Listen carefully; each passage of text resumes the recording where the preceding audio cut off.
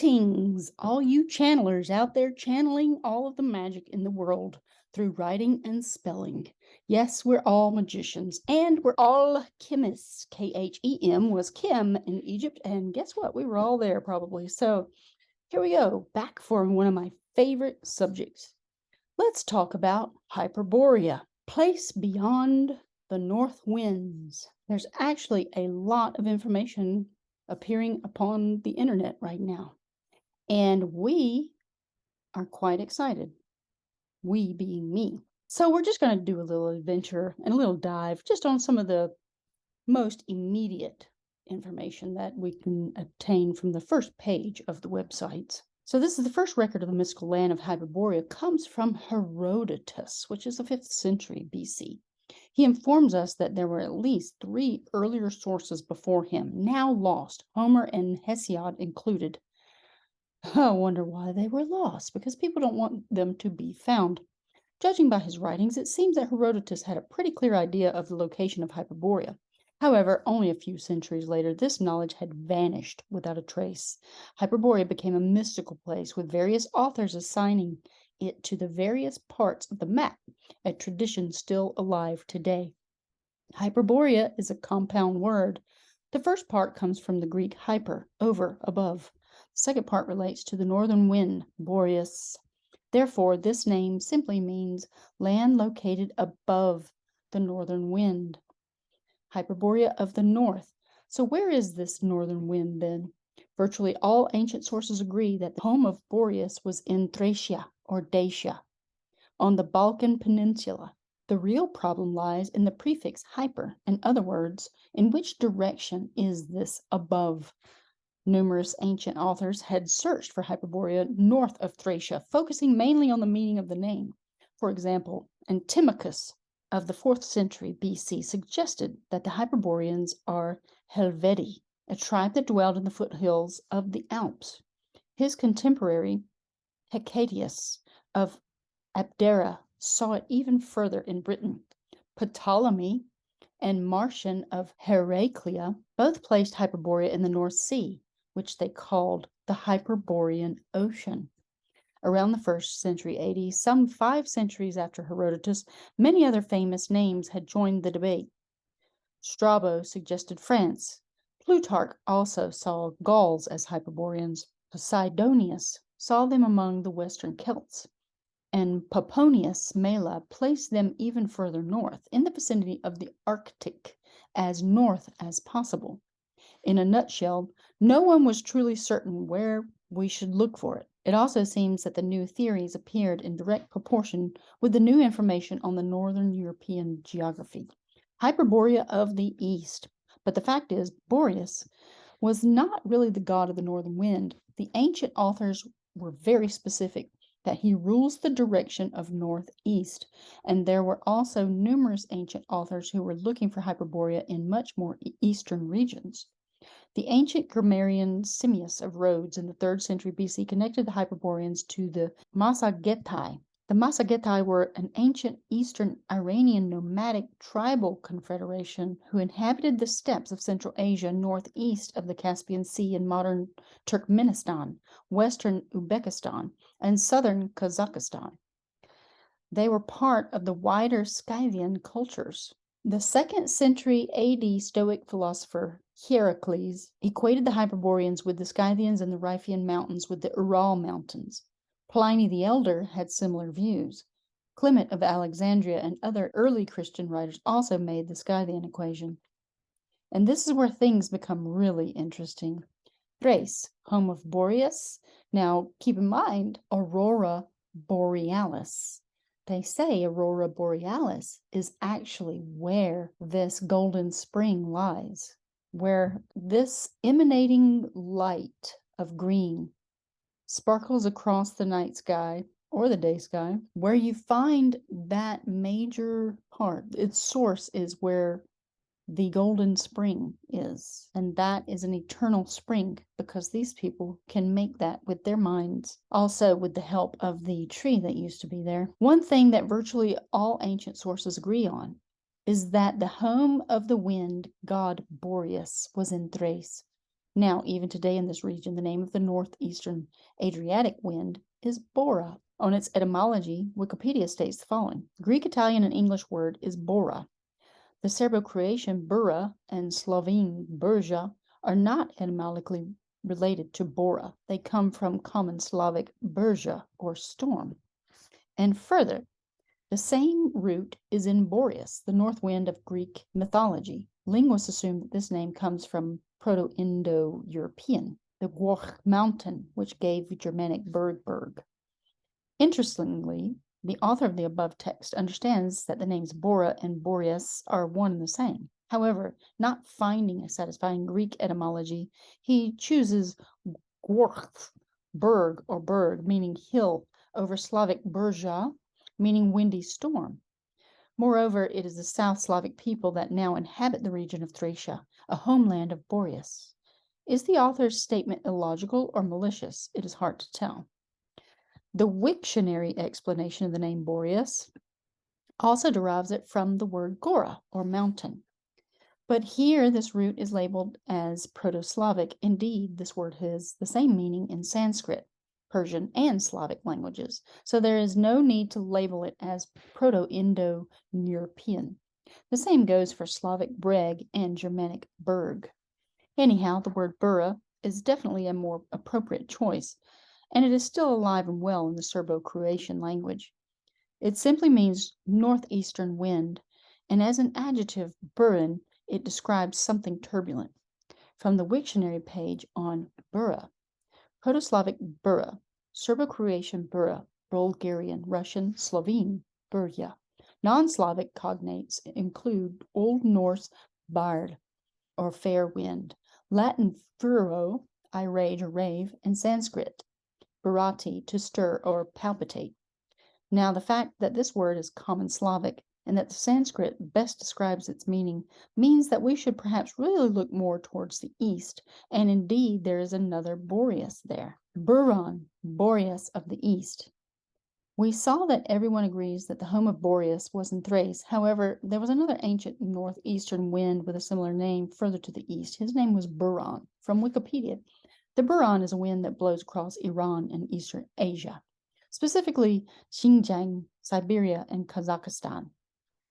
It is a cold wind, sometimes very strong, characteristics of the steppes of the Sarmatic plain to the west of the Urals. So, this other northeastern wind comes from the steppes of Asia, west of the Urals, the land of the skies, and Sarmatians. Were some of the ancient authors aware of this fact? Could this be the reason that they mentioned specifically Urals and Scythians? Also, isn't it interesting that Slavs rank among the descendants of these peoples, and that only Slavic languages still preserve the original word Burja or Bura? Boreas, the horse god. In Greek mythology, Boreas was closely associated with horses. He was said to have fathered 12 colts after taking the form of a stallion to the mares of Erichthonius, the king of Dardania. Pliny the Elder thought that the mares might stand with their hindquarters to the north wind and bear foals without a stallion. Of the same opinion was Aelian. On his work on animals, we read, horse keepers frequently testify to mares being impregnated by the wind, and to their galloping against Notos, the south wind of Boreas, the north. And the same Homer knew this when he said, of them was Boreas enamored as they pastured. What we see here is a clear indication that the cult of Boreas was closely related to the horse-keeping culture. Even nowadays, the largest horse-riding nations are located in the Sarmatian plain. In Northern Europe, France could still be one of the candidates, but this fact alone takes Britain and the Arctic region out of the equation. Indeed, ancient Asian coins have striking similarities to those of Celtic Europe and Thrace. Zungarian Gate, the true home of Boreas? The story of Boreas, the personified cold north winter wind of Greek legend who lived in a cave in North Greece, parallels with that of the Boron, a strong winter wind said to blow into the Kazakh steppe out of a hole in a mountainside in the Zungarian Gate. The Zungarian Gate is a straight valley which penetrates the Zungarian Alato mountain range along the border between Kazakhstan and the Xinjiang-Uyghur Autonomous Region. It currently serves as a railway corridor between China and the West. Historically, it has been noted as a convenient pass suitable for riders on horseback between the western Eurasian steppe and lands further east, and for its fierce and almost constant winds. It served as an important pass on the Silk Road, a road that stretched from the Balkans to China. Ildiko Litinin writes that the story of the Cave of the Storm Winds somewhere near the Zingarian Gate has been known for 2,500 years by travelers from Aristeas in the Classic era to Giovanni di Piano Carpini in the Middle Ages, before Marco Polo, and Gustav John Ramstedt in the 20th century. Carruthers reports the story of the Buren, a ferocious winter wind said to sally from a hole on the side of a mountain. Apparently, the natives believe that the northern wind originates in the Zingarian Gate. Many myths of Central Asia describe the cradle of the wind as a hole in the mountain or an iron gate in the lake. In the Zingarian Gate, the wind called the Abi or Ubi by the locals came out of the extinct volcano. But when it reaches its maximum velocity, the locals call it Buren. Hyperborea of Herodotus. Now let's get back to Herodotus, whose mention of Hyperborea is the oldest one we have. He describes it behind the land of the Isidonians, Armaspians, and the god-guarding griffins. What does it mean? Herodotus first quotes an even older source, the 7th century BC poet Aristeas. He wrote of the Hyperboreans in a poem that is now lost called Arimaspia. It is a poem about a journey to the Isidonians. Today, scholars assume that this tribe lived in the Kazakh steppe. They are the same as the Wusun of Chinese sources. Their other names include Asi, and finally, Ossetians. As they were the first exotic tribe for the Greeks, the whole region of Asia was named after them. However, for the Isidonians, Herodotus states that they are the only ones who might know something about the Hyperboreans, although even this is unlikely. Herodotus further states that beyond the Isidonians lived the one-eyed Arimaspians.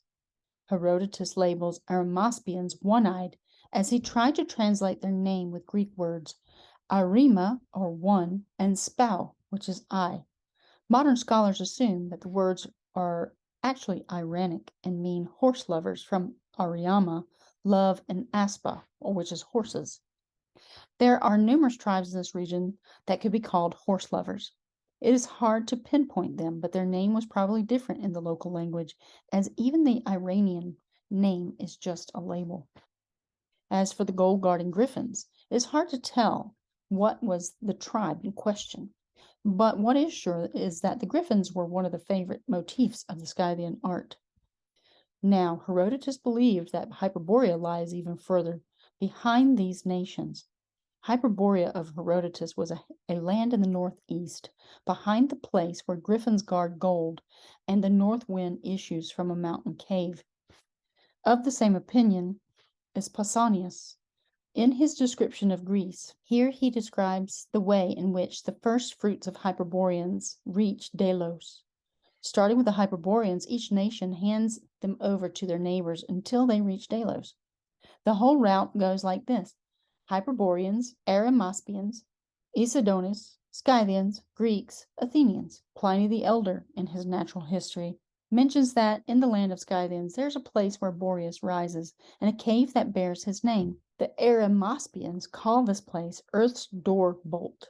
Obviously, even Pliny believed that the home of the Boreas is in the Zingarian Gate, China. The true Hyperborea? Hyperborea of Herodotus is a land blessed with eternal spring, the land producing 2 crops of grain per year, but most of the countryside was wild and covered with beautiful forests, the so-called Garden of Apollon. Grain was their main source of diet. Back to Wikipedia. Based on both Herodotus and more modern accounts, scholars such as Carl Ruck, J.D.P. Bolton, and Ildiko Litinin propose that Zingarian Gate is the home of Boreas, the north wind of Greek mythology, as the people who lived on the other side of this place are described as peaceful and civilized, who eat grain and live by the sea. Some authors have identified Hyperboreans as the Chinese. Indeed, after everything we have seen so far, the connection between China and Hyperborea seems like the most plausible one. Not in my book. Not when you get into the different tales of India and of Tibet in regards to this. So let's continue. But even though the connections are already established by a handful of scholars, they still remain unrecognized and virtually unknown to the general public. Here's a brief summary of the facts. The earliest of the sources locate Hyperborea on the east, behind the land of the Scythians, Griffins, and the Horse Lovers. The gateway to Hyperborea are the Rhipian Mountains. Their location is uncertain, but based on the facts presented so far, they could easily refer to the Zungarian Gate. Behind this passage lies a land that produces grain, or rice, covered in lush forests, and whose inhabitants do not get involved in wars with the rest of the horse-riding tribes, who are always in war with each other. Besides these facts, very little is known about this land, and even the closest of the tribes are not well informed. In short, this indeed seems to be a description of China from the half of the first millennium BC. Later on, as the new lands were being discovered to the north, the focus of ancient authors could have easily shifted towards the more rational explanations. Hyperborea became a label for these newly discovered territories, as these explanations seem more logical than the magical griffins and one-eyed people. Conclusion. As we saw, the correlations between Hyperborea and China are not new. However, there is something else that remained absolutely under the radar, even to the scholars who proposed these theories, and that is of the Slavic connection. Namely, if we accept the fact that Hyperborea was in China and the name of the northeastern wind comes from the Eurasian steppes, we also have to ask who brought it to Thrace more than 2,500 years ago. Because if the Serbs and Croats had settled the Balkans only in the 6th century AD, according to the official history, why do all Slavic languages from Russia to Balkans have the same word for wind in their dictionary? Wouldn't it be more logical to assume that back then, just like nowadays, it was the Slavic people that connected the area stretching from Kazakhstan to the Balkans, especially if we have in mind that connections between Slavs and the horse-riding Sarmatians are already established? Moreover, Masagatai, said to be in the neighborhood of the Hyperboreans, are often connected to the Getai of Dacia, modern-day Romania. The same goes for the ancient Balkan Yaziges, who are often connected to Yeuzi of the east. And finally, the fact that the region of the Balkans was the first station of the Silk Road that ended in China. Obviously, this ancient highway had witnessed migrations of people since the dawn of time. Could it be that some of those tribes brought the name of their wind god, and as a consequence, Thrace became his homeland from the Greek point of view?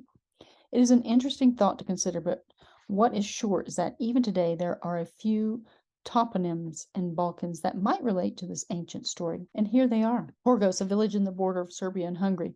Etymology is unknown. It sounds like Horgos, the main city hub of Zungarian Gate. Iron Gates, the gorge in Danube. Nobody knows how it got its name, perhaps as the iron gates on the lake were a place where the winds were born.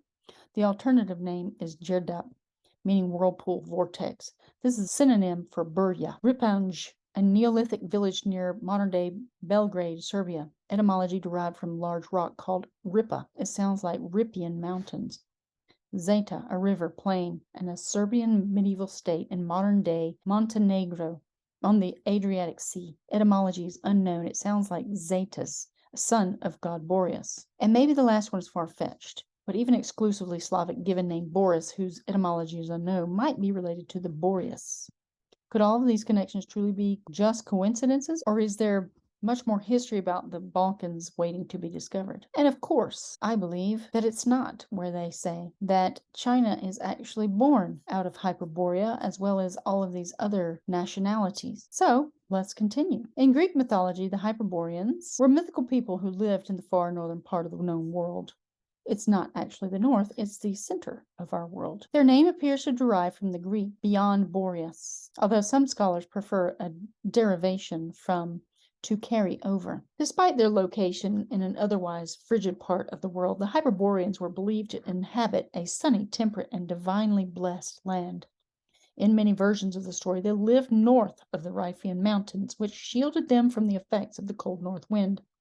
The oldest myths portray them as the favorites of Apollo, and some ancient Greek writers regarded the Hyperboreans as the mythical founders of Apollo's shrines at Delos and Delphi. Later writers disagreed on the existence and location of the Hyperboreans, with some regarding them as purely mythological and others connecting them to real-world peoples and places in northern Eurasia. In medieval and Renaissance literature, the Hyperboreans came to signify remoteness and exoticism.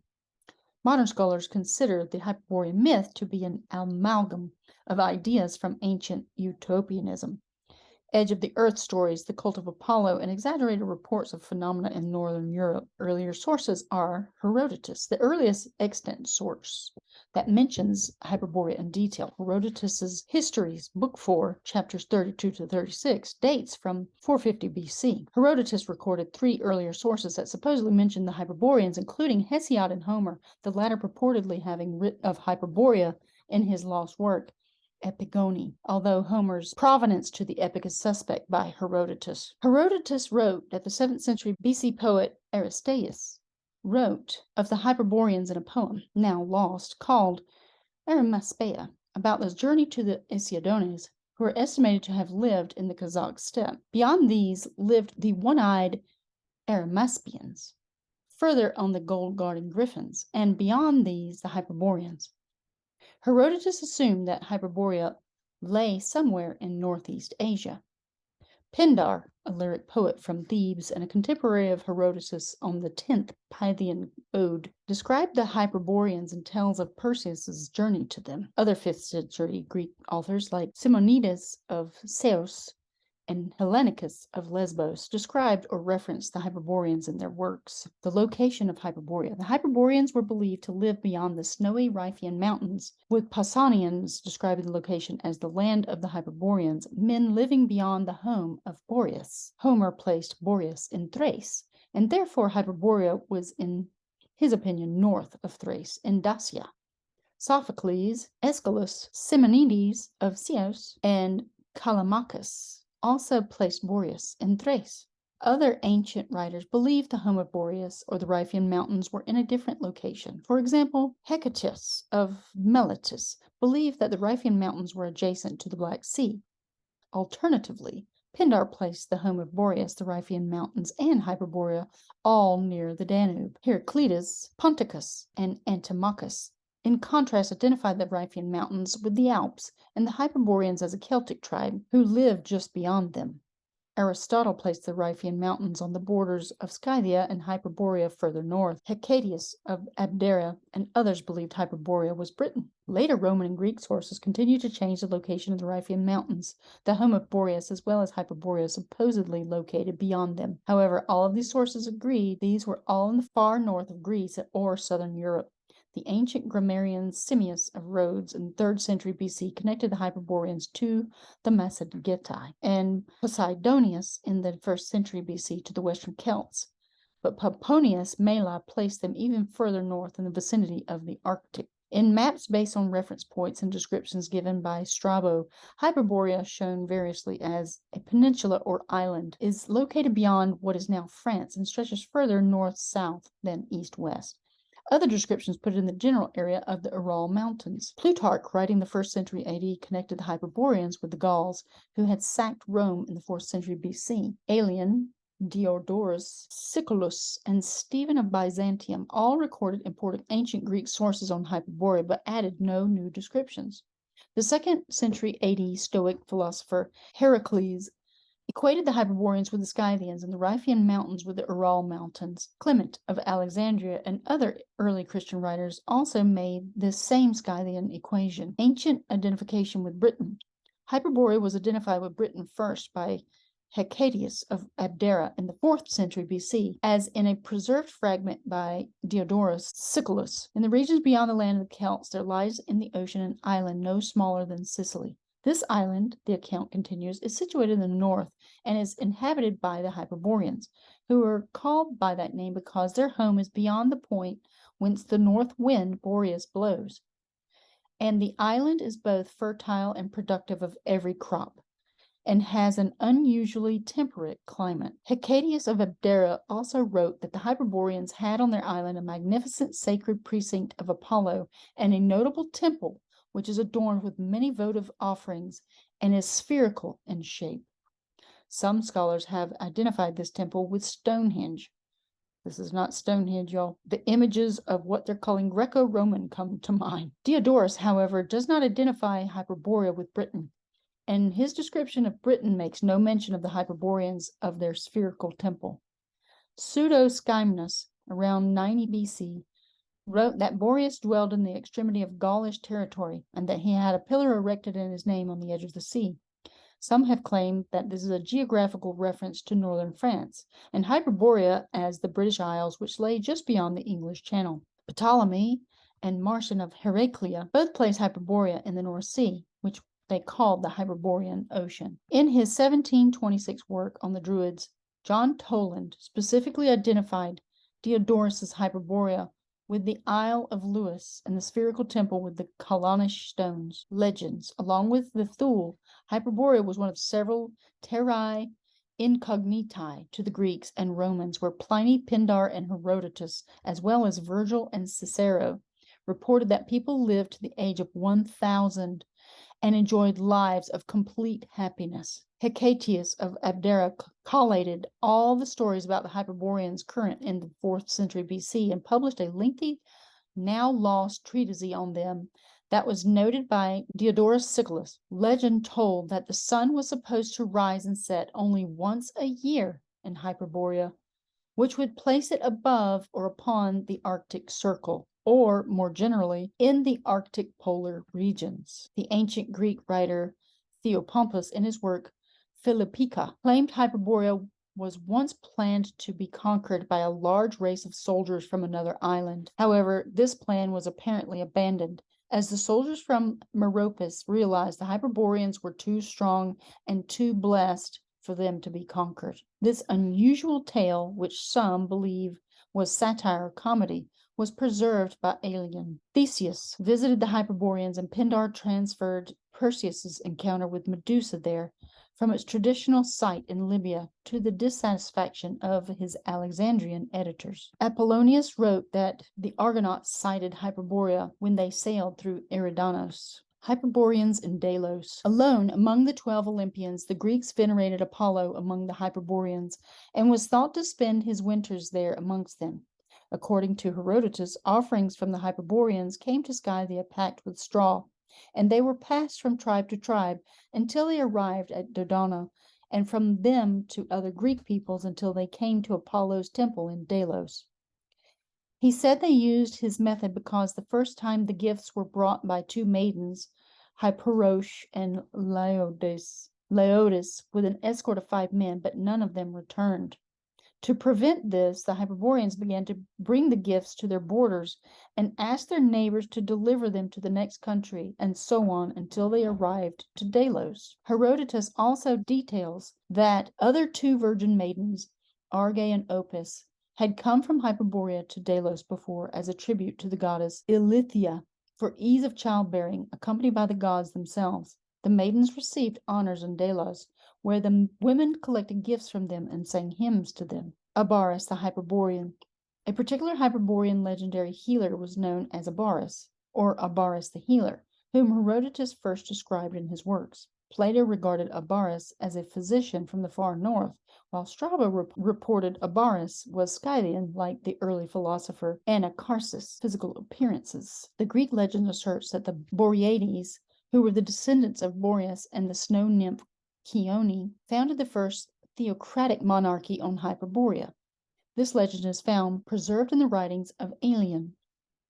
This god, Apollon, has as priests the sons of Boreas, the north wind, and Chione, snow, 3 in number, brothers by birth, and 6 cubits in height, about 2.7 meters. And the kings of this Hyperborean city and the supervisors of the sacred precinct are called Boreadae, since they are descendants of Boreas, and the succession to these positions is always kept in their family. The Boreades were thus believed to be giant kings, around 10 feet or 3 meters tall, who ruled Hyperborea. No other physical descriptions of the Hyperboreans are provided in classical sources. However, Aelius Herodanius, a grammarian in the 3rd century, wrote that the mythical Arimaspi were identical to the Hyperboreans in physical appearance, and Stephanus of Byzantium in the 6th century wrote the same.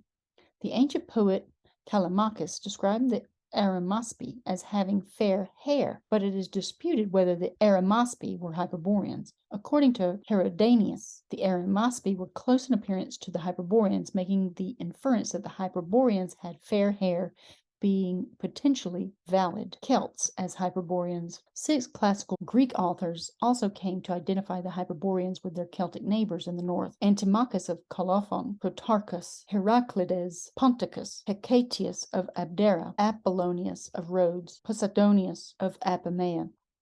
The way the Greeks understood their relationship with non-Greek peoples was significantly molded by the way the myths of the Golden Age were transplanted into the contemporary scene, especially in the context of Greek colonization and trade. As the Riphean mountains of the mythical past were identified with the Alps of northern Italy, there was at least a geographic rationale for identifying the Hyperboreans with the Celts living in and beyond the Alps, or at least the Hyperborean lands with the lands inhabited by the Celts. A reputation for feasting and a love of gold may have reinforced the connection. Modern interpretations, since Herodotus places the Hyperboreans beyond the Massagetai and the Essidones, both Central Asian peoples, it appears that his Hyperboreans may have lived in Serbia. Heracles sought the golden antlered hind of Artemis in Hyperborea, as the reindeer is the only deer species of which females bear antlers.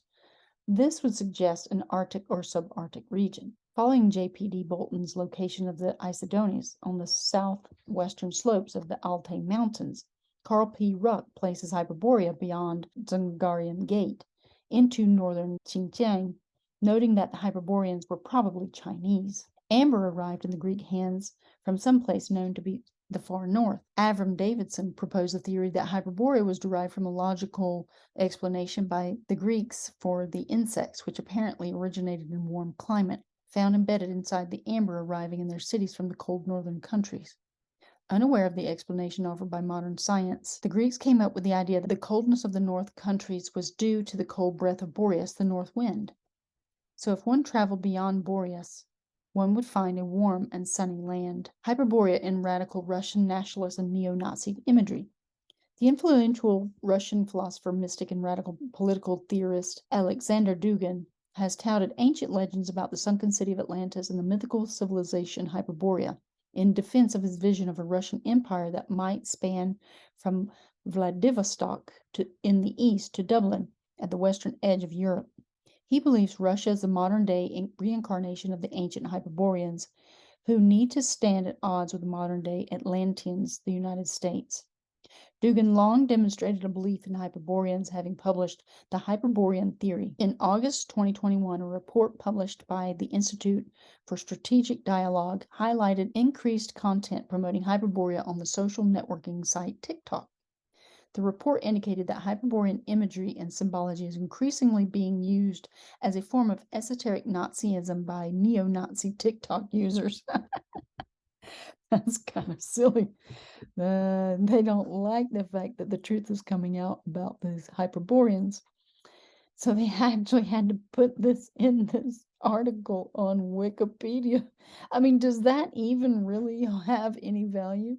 They got to plant these seeds of negativity so people won't believe these this information that they're getting. Identification as Hyperboreans. I do believe that they're related to the Russians somehow. I feel like the Russians are actually in contact with the Hyperboreans. Northern Europeans or Scandinavians, when confronted with the neoclassical Greco-Roman culture of the Mediterranean, identified themselves with the Hyperboreans. This aligns with the traditional aspect of a perpetually sunny land beyond the north, since the northern half of Scandinavia faces long days during high summer with no hour of darkness. So does Alaska and all of the other northern regions. They do not have night. They're the longest days. And then they have the longest night, and it's like a day and a night, pretty much. And that would describe it perfectly once you start heading to the middle of the earth. And don't forget that Admiral Byrd, during his flight, they say it's to the South Pole. I say it's to the North Pole because he started describing how the climate got more temperate. And as he approached what he considered, he thought it was the pole, his compass started losing direction. It was just spinning randomly and freely spinning. And then UFOs showed up and guided his little sortie of other pilots down to the ground. There was actually an announcement coming through this intercom system that they would be taking his control of his aircraft and guiding him into their city. And that's where he was led down to the leader of this city, somewhere in Hyperborea. And he met those people and he came back and he tried to tell his story. But of course, he was debriefed when he returned to the military base, and they told him he could not say anything about any of it until he died, of course. And then his diary came out. So that's what we have. All right, the idea of this long days during high summer is especially strong during the 17th century in Sweden, where the later representatives of the ideology of Gothicism declared the Scandinavian peninsula both the lost Atlantis and the Hyperborean land.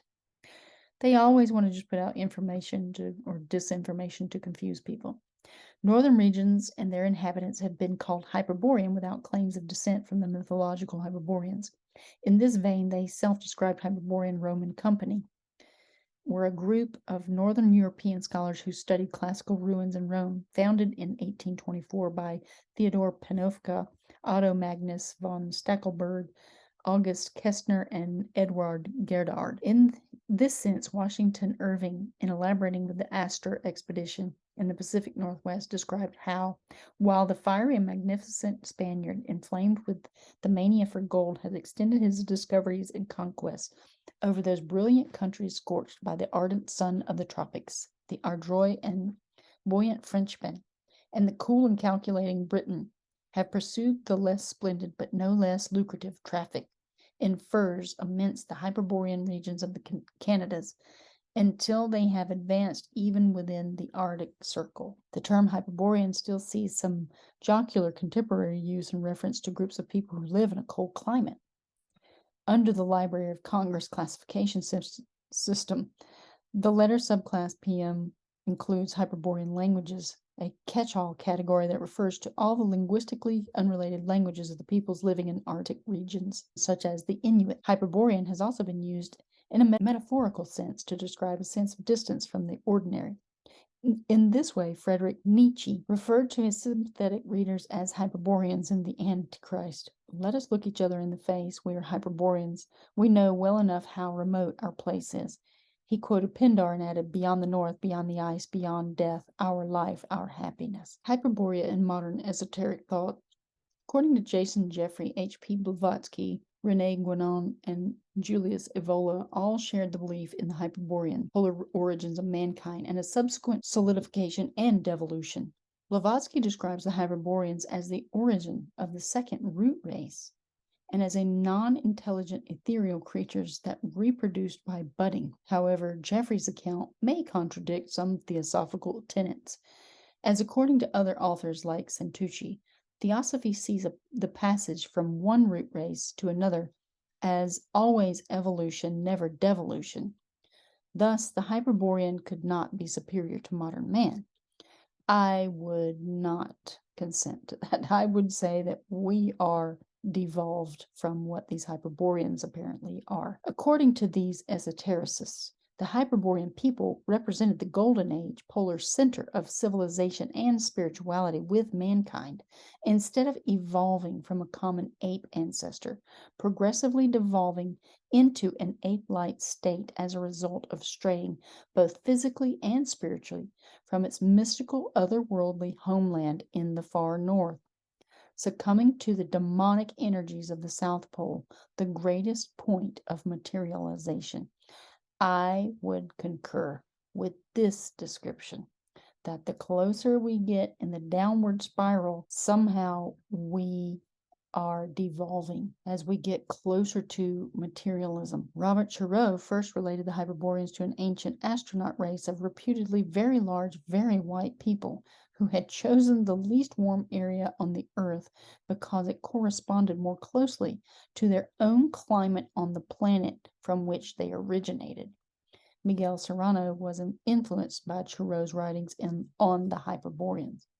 So this is getting into the whole outer space claims, that these are possibly from another planet. So here we have the World History Encyclopedia. Now let's see what they have to say. Fortunately, Herodotus goes on to describe one group who do seem to know about the Hyperboreans, the people living on the sacred island of Delos in the Greek Cyclades. Not coincidentally, the birthplace of Apollo in Greek mythology and the location of a major sanctuary to that god. But the Delians have by far the most to say about them. They tell how the Hyperboreans send sacred offerings bound in stalks of wheat to Scythia, and these offerings are received in succession by each neighboring country until they are brought as far west as the Adriatic Sea, and from there ultimately Greece. But initially the Hyperboreans sent 2 girls to carry the offerings. Their names, according to the Delians, were Hyperoche and Laodike.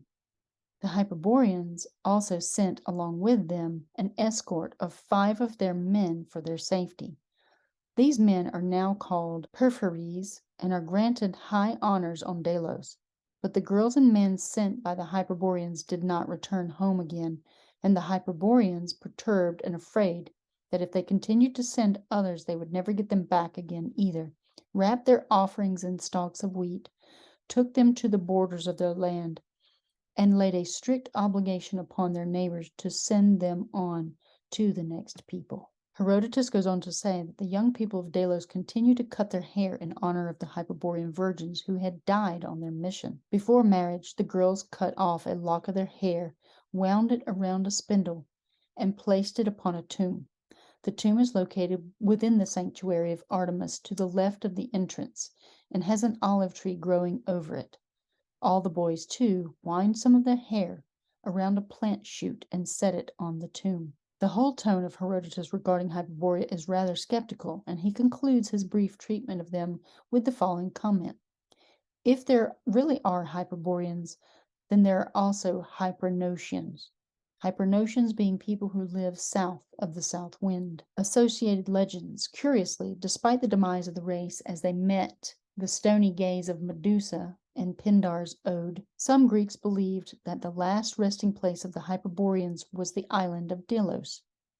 Such an association might have been a confusion of Herodotus' story about Hyperborean ambassadors, or it was created to enhance the prestige of Delos and improve its standing against its rival as the foremost Hellenic religious site, Delphi, site of Apollo's oracle. Delos features in another curious snippet concerning Hyperborea. According to Aristotle, Apollo's mother Leto was not a goddess, but was a she-wolf who came to Delos from the land of the Hyperboreans. Now, one thing to note. The name Pindar means penis of the dragon. The Hyperborean connection to Delos is also mentioned in Exiochus, a work often attributed to Plato, but not thought by modern scholars to have been written by the Greek philosopher. The text states that the nymphs Opis and Hecarae brought bronze tablets from Hyperborea to Delos, which describe the journey of the soul after death to the underworld. Herodotus also mentions a pair of similar names, Opis and Arge, the first 2 Hyperborean virgins who bring offerings to Delos. The Hyperboreans crop up in another legend, this time involving Croesus, the 6th century BCE king of Lydia, who, in one version of the story, was saved from his funeral pyre by Apollo and magically transported to the land of the Hyperboreans. Indeed, the fabled land far to the north became a handy place where unexplained losses ended up. In other words, lost forever to the world as we know it. For example, the first temple at Delphi was thought to have somehow been acquired by the Hyperboreans, as was the arrow of Apollo, which was thought to have magical healing properties. Abaris, the Hyperborean. We do have a specific figure from Hyperborea mentioned in ancient sources. Abaris, the Hyperborean. A legendary figure, Abaris, lived in the 6th century BCE, and it was believed he had contact with the Greek philosopher and mathematician Pythagoras. He is mentioned by name in Plato's dialogue Charmides, although nothing is said of him besides that he is a great charm. Herodotus refuses to mention him. I shall not tell the story of Abaris, said to have been a Hyperborean who went around the whole world carrying an arrow and eating nothing. In much more modern Irish mythology, Abaris was considered one of the earliest Druids. Scholars today believe he was most likely an ascetic holy man or a shaman from Central Asia, a place as mysterious and far-flung for the ancient Greeks as Hyperborea. The Celts. In later antiquity, Hyperborea became associated with the by now better-known tribes in Central and Western Iron Age Europe, particularly the Celts. However, even before this, there were relatively sophisticated peoples living around the Danube in southern Germany, contemporary with archaic Greece. Was then Pindar speaking of the early Celts when he mentions Hercules crossing the Danube on his way to Hyperborea? Certainly the forests of Central Europe would match Pindar's description as a place with marvelous trees.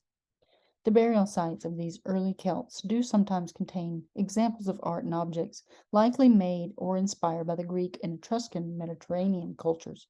Strong evidence there was contact between cultures in northern and southern Europe in the 6th century BCE or even earlier. An alternative location for Hyperborea is not Celtic Central Europe, but Celtic Britain. The Greek writer Diodorus Siculus, writing in the 1st century, quotes the information from the earlier Greek writer Hecataeus of Abdera on the subject of the Hyperboreans. Of those who have written about ancient myths, Hecataeus and certain others say that in regions beyond the land of the Celts there lies the ocean island no smaller than Sicily. And here's another quote in this article. No sickness or ruinous old age is mixed into that sacred race. Without toil or battles they live without fear. And this is from the Pindar, or penis of the dragon. And here's another website, Curiosmos, and we have an artificially created image. 30 things you should know about Hyperborea, the mythical home of the gods. Now remember, this is also Kings of the Four Corners story, where the gods live according to Tibetan and Indian lore. Hyperborea is considered the mythical home of the gods, the land to the north, and the rival of mighty Atlantis.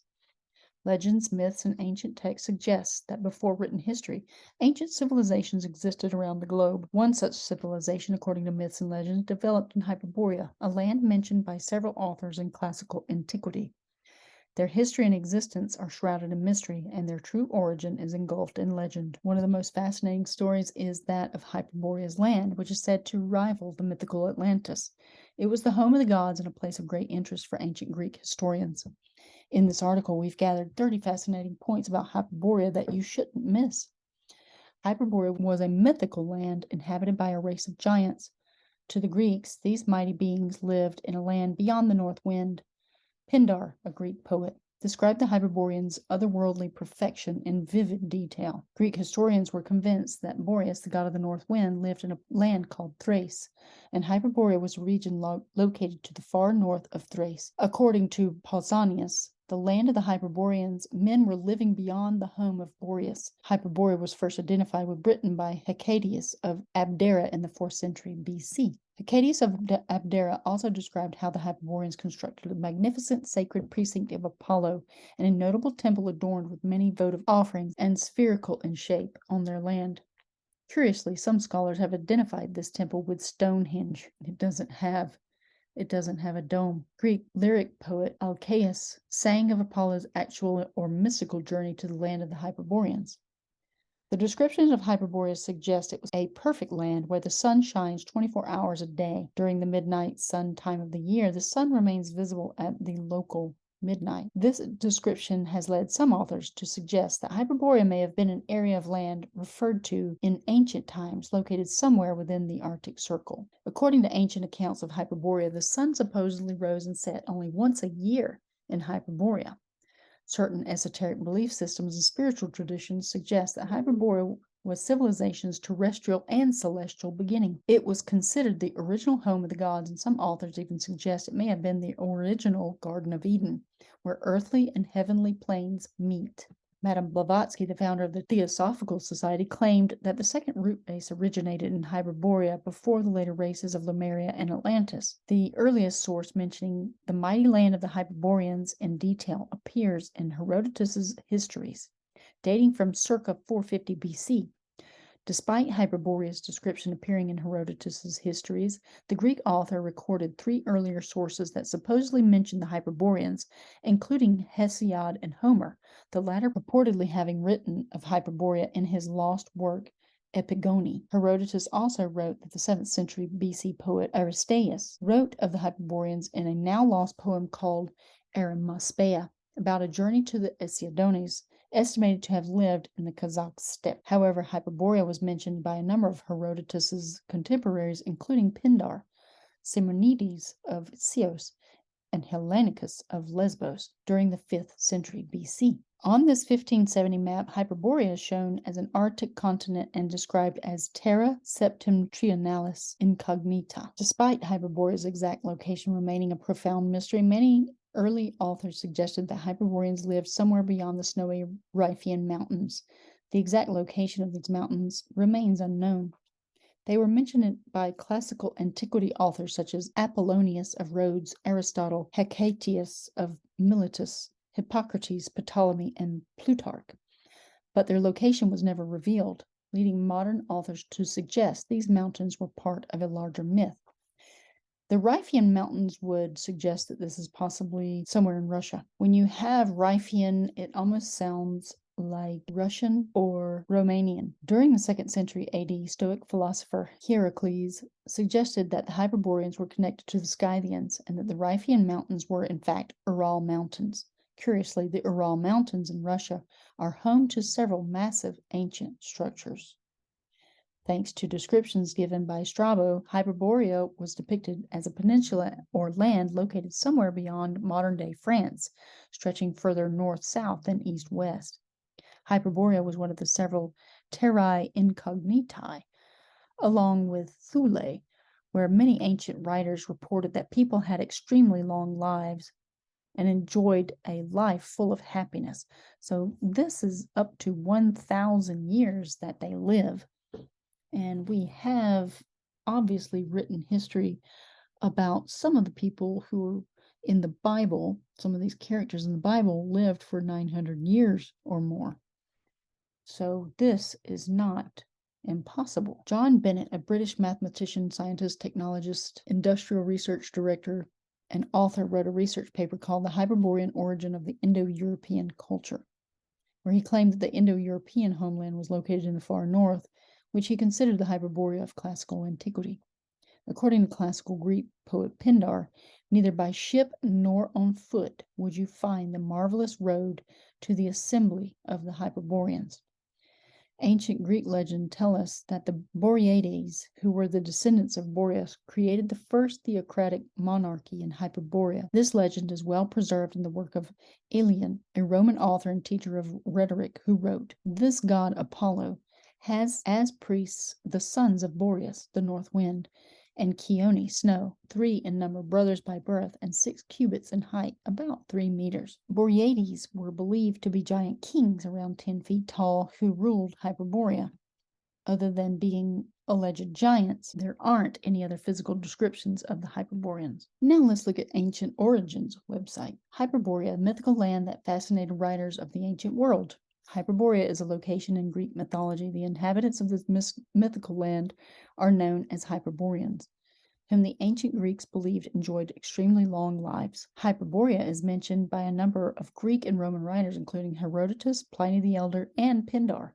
Although Hyperborea is a mythical land, there has been speculation of the ages that it is a real place on Earth.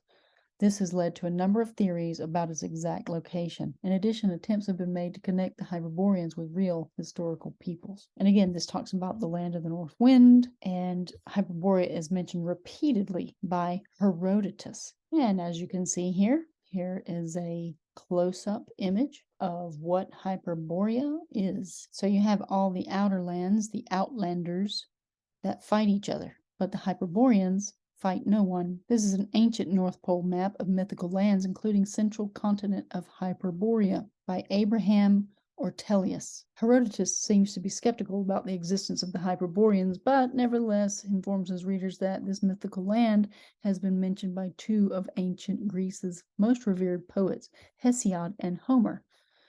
None of the tribes living there, including Scythians, have anything to say about Hyperboreans. Perhaps the Aesiodones do, but I do not think so, because if they did, the Scythians would have stories about them too, just as they do about the one-eyed people. Hesiod, however, has mentioned the Hyperboreans, and so has Homer in the Epigone. Herodotus then points out that most of the stories about Hyperborea are told by the inhabitants of the sacred island of Delos. The overwhelming majority of the stories about the Hyperboreans come from Delos. The historian goes on to relate some of the tales about the Hyperboreans, in which Delos, as one might expect, plays a prominent role. One of these, for instance, relates to the way sacred objects were transported from Hyperborea to Delos. The Delians say that sacred objects are tied up inside a bundle of wheat straws and are transported from the Hyperboreans first to Scythia, then westward as far as possible, that is, to the Adriatic, through a chain of successive neighboring tribes, then south to Dodona, which was the first Greek community to receive them, then to the Gulf of Malea, where they cross over to Euboea, which they are passed from town to town until they reach Charistus, at which stage Andros is omitted, because the Charistians are the ones taking them to Tinos, and from Tinos the objects are conveyed to Delos. So this is how these sacred objects are said to reach Delos. The next story provided by Herodotus explains why the sacred objects were delivered in such a manner. According to the historian, the first time the sacred objects were sent to Delos, they were carried by 2 Hyperborean women. The women were accompanied by 5 Hyperborean men who protected them and served as their escorts. These envoys, however, never returned home, causing the rest of the Hyperboreans to worry that the people they sent to deliver sacred objects in the future would not come back either. Therefore, they devised the method in which the objects were passed from one group to another until they arrived in Delos. Herodotus states that Hyperborean Laodice accomplished their mission and stayed in Delos rather than returning home. After their death, the women were worshipped by the Delians and commemorated in a special ritual. Okay, let's go to this version of Pliny the Elder in Hyperborea. Although Herodotus provides several stories related to the Hyperboreans, he does not talk much about the Hyperborea itself, apart from its general location. Therefore, one has to rely on other ancient sources to fill the gaps left by Herodotus. One such source is natural history, written by Pliny the Elder, the Roman naturalist and natural philosopher. Pliny mentions the Hyperboreans in Book 4 of his work and begins with the general location of Hyperborea. Along the Black Sea coast of Europe as far as the river Tanais, known today as the Don, are Mayote, from whom the lake derives its name, and the last of all, in the rear of them, the Arimaspi. We then come to the Riphean Mountains, and the region known by the name of Terraphoros, because of the perpetual fall of snow there, the flakes of which resemble feathers, a part of the world which has been condemned by the decree of nature to lie immersed in thick darkness, suited for nothing but the generation of cold, and to the asylum of the chilling blasts of the northern winds. Behind these mountains and beyond the region of the northern winds there dwells, if we choose to believe it, a happy race known as the Hyperboreae. Like Herodotus before him, Pliny seems to express his doubts about the existence of the Hyperboreans. Unlike the Greek historian, however, Pliny does not go straight into Delian-related Hyperborean stories. Incidentally, the story about Hyperboreans sending sacred objects to Delos via neighboring tribes can be found at the end of Pliny's account of Hyperborea. Instead, Pliny provides his readers with more details about Hyperborea itself. At this spot are supposed to be the hinges upon which the world revolves, and the extreme limits of the revolutions of the stars. Here we find light for 6 months together, given by the sun in one continuous day, who does not, however, as some ignorant persons have asserted, conceal himself from the vernal equinox to autumn. On the contrary, to these people there is but one rising of the sun for the year, and that at the summer solstice, and but one setting at the winter solstice. This region, warmed by the rays of the sun, is of a most delightful temperature, and exempt from every noxious blast. Pliny continues his account with information about the Hyperboreans themselves. Apart from referring to the Hyperboreans, a race that lives to an extreme old age early on, Pliny also wrote the following: The abodes of the natives are the woods and groves. The gods receive their worship singly and in groups, while all discord and every kind of sickness are things utterly unknown. Death comes upon them only when satiated with life. After a career of feasting, in an old age sated with every luxury, they leap from a certain rock there into the sea, and this they deem the most desirable mode of ending existence. From Pliny's work, it is clear that even in ancient times the exact location of Hyperborea was a puzzle. Several competing hypotheses about Hyperborea's actual whereabouts are mentioned by the Roman writer. For instance, Pliny mentions some ancient writers claimed that Hyperborea is located on the edge of the shores of Asia. These writers argue that a people called the Atacori, who resemble the Hyperboreans, lived in that region, which has very similar conditions to Hyperborea. Other writers argued that the region lies midway between the two suns, at the spot where it sets to the antipodes and rises to us. Pliny discounts this hypothesis, considering the vast tract of sea which there intervenes.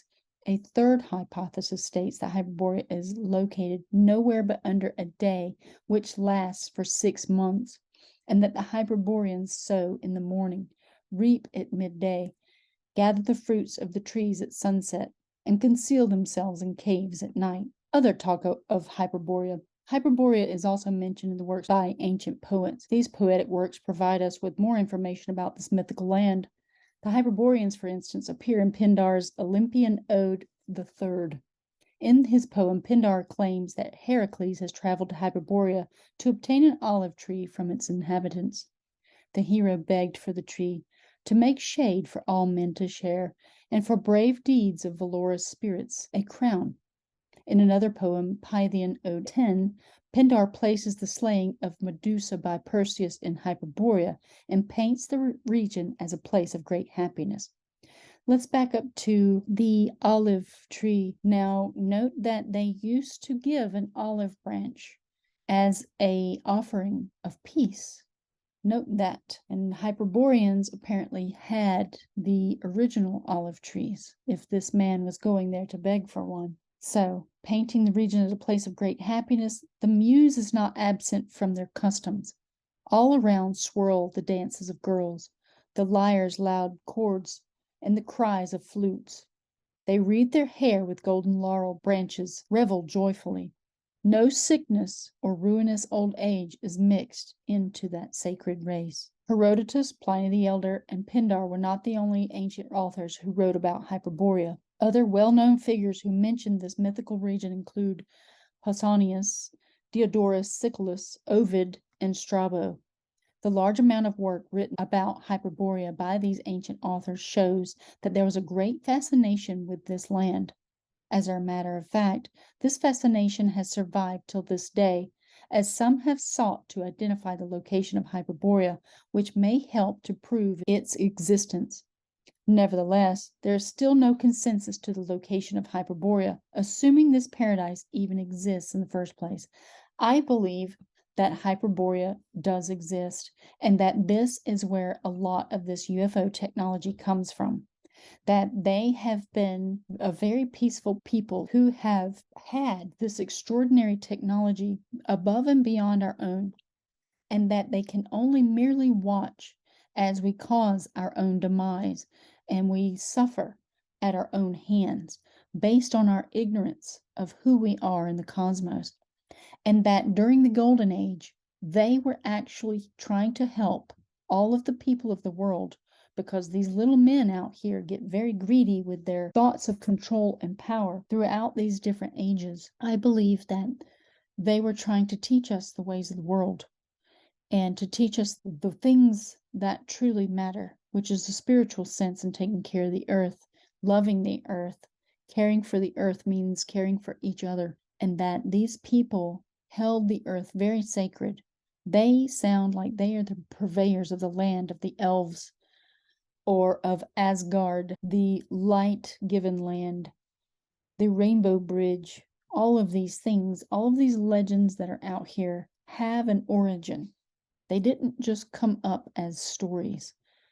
So a lot of this is woven into the tapestry of time. And so we have to look at this from a perspective that there's other events that are happening on Earth that are tied together with a thread. And if only we can weave all of these different events together, we can find the answers that we seek.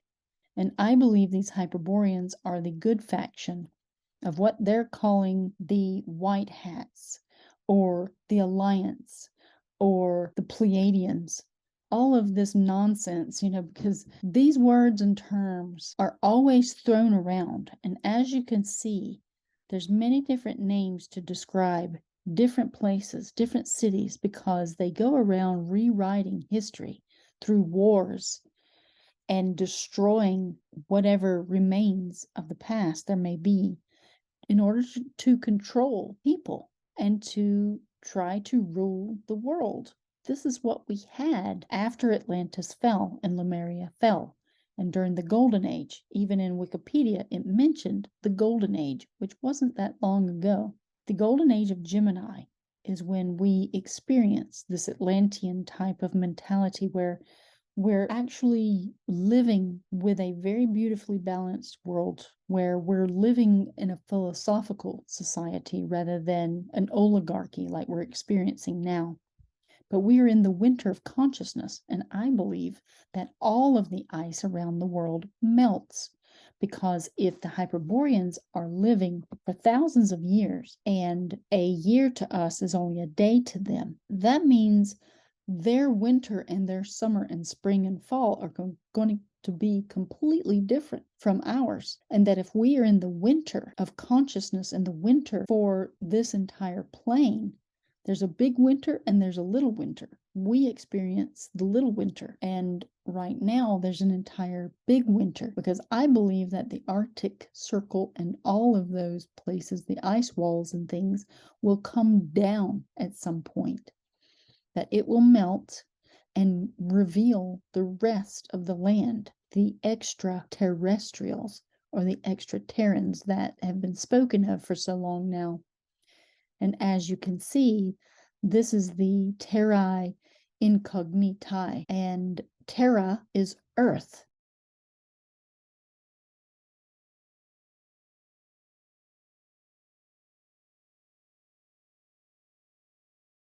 So terrestrial means earthling.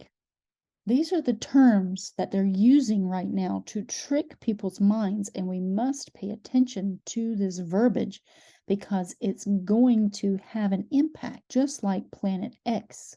So I have another theory about this whole Planet X notion that they have been trying to throw at us, and it's all about the distortion in humanity and messing up the X chromosomes and the Y chromosomes and creating an androgynous being by, subverting the human race and just introducing robots and things, blurring the lines so that people won't know who they truly are. That's all the deceiver can do, is deceive, but we must know truth and see it. So I'll be making a video about Planet X, but I guess that's it for this video, and I hope you enjoyed it and also gives you something to think about. Give you a little bit of extra something besides the information that's being spread around the world right now. And I hope you like this video. Please subscribe, like, and share, and I will see you on the next one.